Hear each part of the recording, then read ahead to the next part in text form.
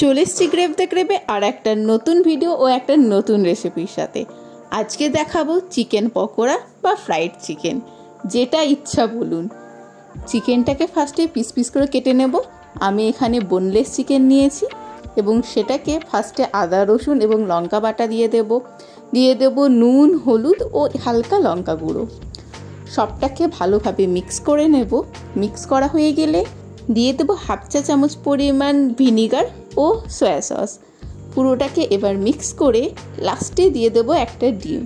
সেটাকেও মিক্স করে এবার আমি আধ ঘন্টার জন্য এটাকে রেস্টে রাখবো।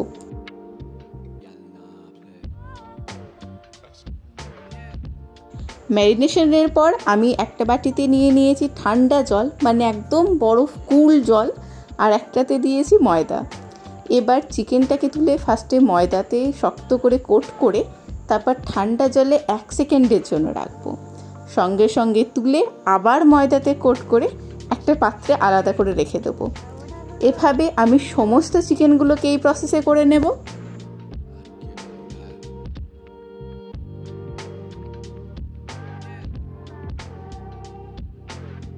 আপনাদের যদি আমার ভিডিওগুলো ভালো লেগে থাকে তাহলে প্লিজ একটা লাইক এবং সাবস্ক্রাইব করে দেবেন, তাহলে নতুন নতুন ভিডিও আনতে আমারও খুব উৎসাহ লাগবে।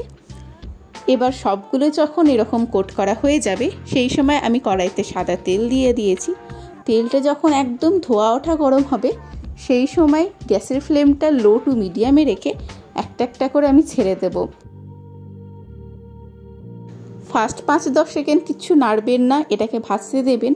একদম ধীমে ধীমে ভাজবে, তারপর খুন্তিতে করে এদিক ওদিক করে নেবেন। লাস্টে যখন দেখবেন একদম গোল্ডেন ব্রাউন হয়ে গেছে এবং দেখতে পুরো ক্রিস্পি লাগছে সেই সময় এটাকে তুলে নেবেন। এক একটা ব্যাচ ভাজতে আপনাদের প্রায় 5 মিনিট সময় লেগে যাবে।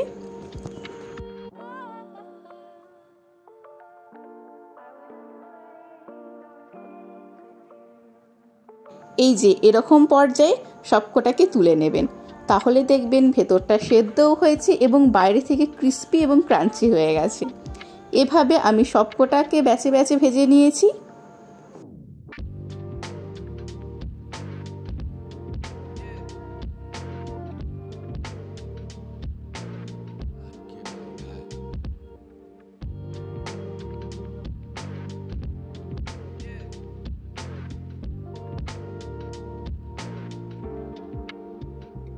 এই যা গরম পড়েছে, বৃষ্টি পড়বে বলে তো মনে হচ্ছে না। যদি পড়ে আমি কিন্তু চিকেন রেসিপি শিখিয়ে দিলাম, এটা বানাবেন আর খাবেন।